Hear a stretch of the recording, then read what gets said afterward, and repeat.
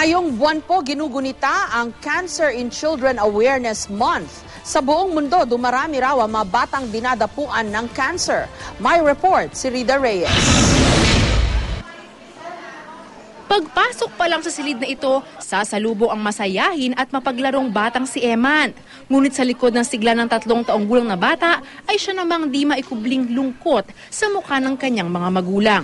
Magdadalawang taon pa lang kasi ang nakalilipas na diagnose si Eman na may retinoblastoma o cancer of the eye. Di raw malinaw kung saan nakuha ng bata ang sakit. Sumasa ilalim ngayon si Eman sa chemotherapy at tinanggal na rin ang 2 mata para di kumalat ang tumor. Namula yung mata niya, tapos nung istorya nung pedya, in ultrasound, yun nakita na may tumor daw siya sa mata. Laging papagalangin siya ni Jesus, malakas siya, kailangan niya kumain para gumaling siya. Yun ang niya. Kaya sa kanya na rin kami kumukuha na lipas. Si Eman, isa lang sa mga batang edad 3 hanggang 17 taon na nakakonfine ngayon sa Pedia Chemo Ward ng East Avenue Medical Center sa Quezon City. Parang mas marami siya compare dati talaga. Hindi naman sila makapag-verbalize kung ano yung nararamdaman nila. Makikita mo lang, minsan may mga hawak lang sila through body language, tas kung ano lang ano. Pero mas more on sa kanila na hindi nagsasalita. Sa buong bansa, taon-taon, umaabot sa 3,500 na kaso ng cancer ang naitatala sa mga batang edad 15 pababa. Noong 2008, umabot sa 2,800 o 8 sa kada 10 batang may cancer ang namatay. Sa buong mundo, lumobo na sa 175,000 ang mga batang tinatamaan ng cancer. Lagpas sa kalahati nito, di pinalad na makaligtas. Pinakakaraniwang uri ng cancer sa mga bata ang retinoblastoma, acute lymphoblastic leukemia at lymphoma.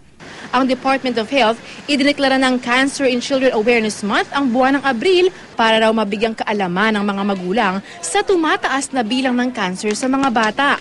Mahirap daw kasing ma-detect ang sanhi ng cancer sa mga bata. Multifactorial. Meron diyang genetic factor, napakalaking nun. And then nagkataon lang, it's called a mutation, na tiyempo lang dun sa bata, na doon sa kanya tumubo. Mahirap mong sabihin na ang environment kasi maliit pa lang yun, no? Pero some have shown na yung mga exposure sa radiation. Mahaba rin daw ang gamutan ng cancer at hindi natatapos sa chemotherapy o pagtanggal ng tumor. Ito raw ang dahilan kaya naitatag ang Tahan-Tahanan Center for Children with Cancer sa East Avenue Medical Center. Dito, libreng kinukupkup ang mga batang cancer patients at kanilang mga magulang hanggang sa gumaling nga ang bata. Inaalagaan namin sila. Yung tinatawag naming psychosocial support, no? Madaling mahawa yan ng infection. So, kinakailangan talaga yung environment na kinalalagyan nila, yung malinis, no? At saka very homey, ika nga.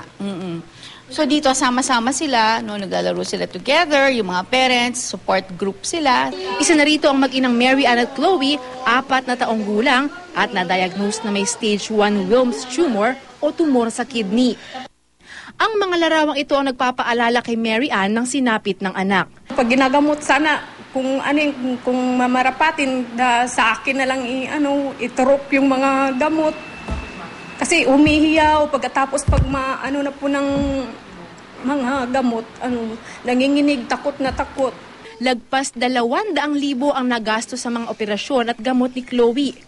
Pero ang lahat ng hirap at gastos, baliwala raw kumpara sa galak ng isang ina na makita ang kanyang anak na ligtas na sa panganib. Rida Reyes, GMA News.